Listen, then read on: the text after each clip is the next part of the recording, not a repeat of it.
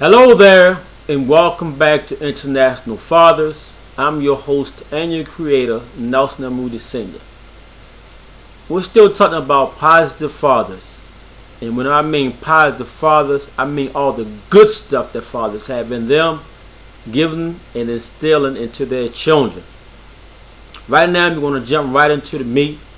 We're going to talk about that test and that peer pressure that they may face as children, teenagers, and young adults.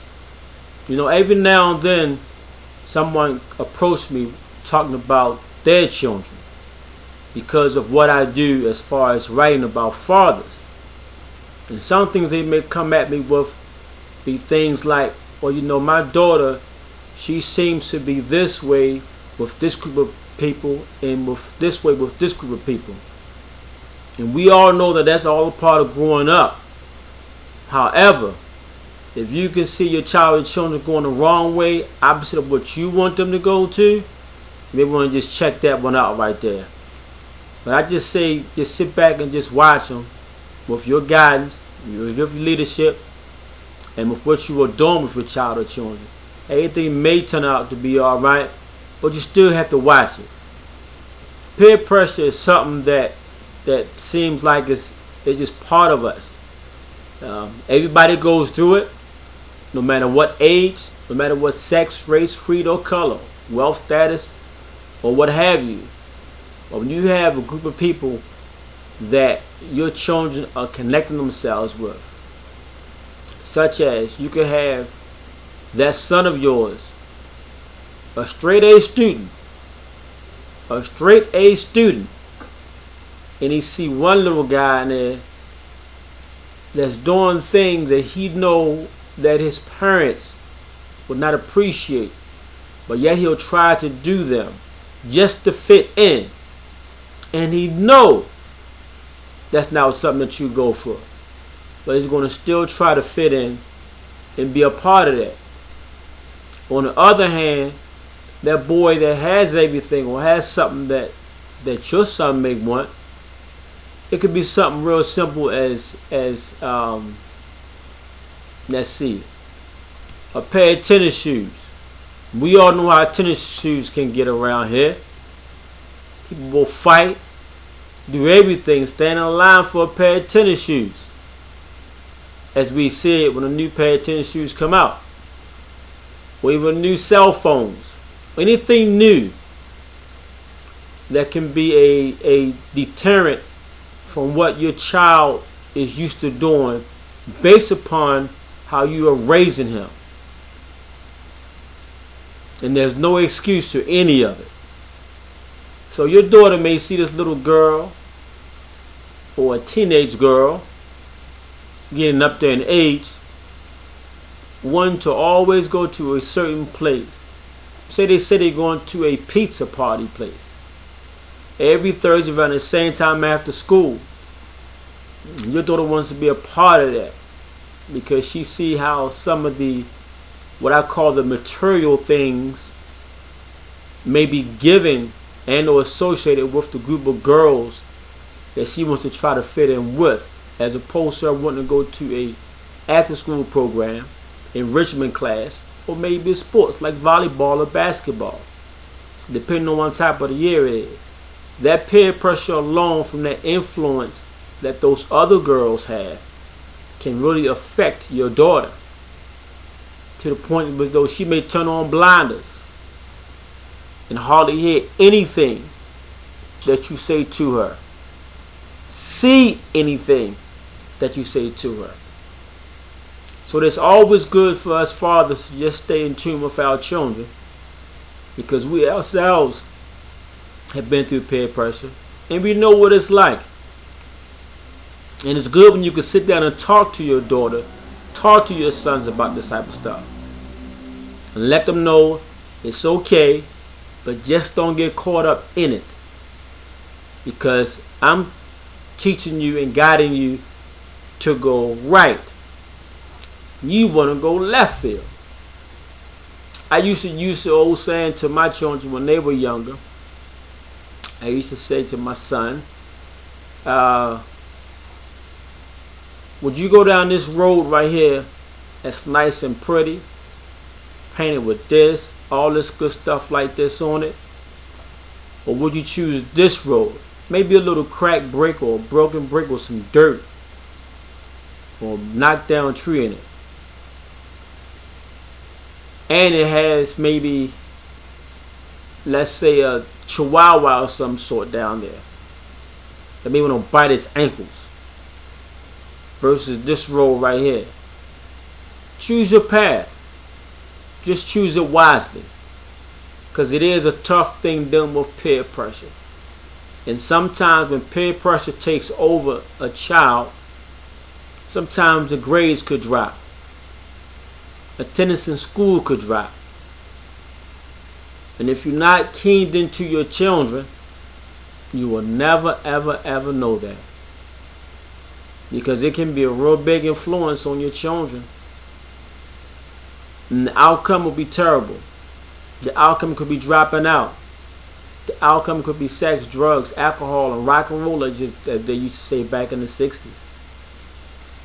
The outcome could be devastating. Something that you don't want for your child. However, stand in tune with them. Being positive, let them know how good they are.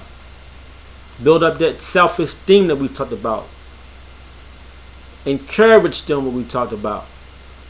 Be in tune to them. Don't stop dealing with them just because they are 14 and 15, 16 years old. As I said before, and I'll say it again, that 15, 16-year-old son, daughter, they want that hug from their dad. They want that reassurance. They want that comfort. They want that protection. I don't care how tough or how bad they think they are or how tall they are. They want it. They need it. You could be 4 feet 10 inches and your son, your daughter could be 5'10", 5'11", and outweigh you double. But trust me and believe me, they want it. A little story about myself. I wrote a play back in junior high school. I wrote a play back in elementary school. Years ago. Inside of the classroom. I finished it. I showed it to some friends of mine. They looked at it and they all laughed at me. They laughed at me because I wrote a play. Which means my mind was geared to writing movies and telling stories. I love telling stories. I'm destined to tell stories. That is me. That's my call. And I like telling stories. But those peer people, I would have called them friends. I thought they were friends. They told me I wasn't going nowhere. They told me I wouldn't amount to nothing. That's what they told me. And you know what? I believed them. I believe that I wasn't going nowhere with that. All because of what they said. But they were boys, and there was one girl who looked like they wasn't trying to go nowhere. Nowhere in life. But to school. That's it. I believed them so much. When the bell rang, I tore my play up. I tore my play up and threw it in the trash can. Only God knows where I would have been if I wouldn't have tore it up. Only God knows where I would have been at if I had a father in my life. Only God knows where I would have been at if I had a positive male role model in my life, a positive mentor in my life. If I had that substance in my life back then, only God knows where I would have been at. And just to give it up, this was back in 1975. This is 2012. If I'd have had that father encouraging, instilling, and driving in me, I can do whatever I want to do. I can be whatever I want to be. I'd have been in Hollywood a long time ago. Blockbuster after blockbuster. Writing, acting, producing. All that good stuff. But you know what though? I'm going to get there. I'm going to get there. You learn from stuff like that. Peer pressure. Test. Make sure your child don't fall victim of it towards though it's too late. Once again, this is International Fathers, and I'm your host and your creator, Nelson L. Moody Sr. To find out more about me and what International Fathers is all about, you can log on to my website, www.internationalfathers.org, or for more information about anything else, to including my books. info@internationalfathers.org. Fathers. You know what I'm going to say. Only because it's the right thing to do, I'm going to say it. But by now you should know it, audience. Haha. What I'm going to say. Fathers. Call those children. Call them up, fathers. Call them. Children. Call those fathers. Call them up and talk to them. Fathers. Hug those children. Hug them. Hug them until they can't take it. And children. Hug those fathers. Hug them. Until next time.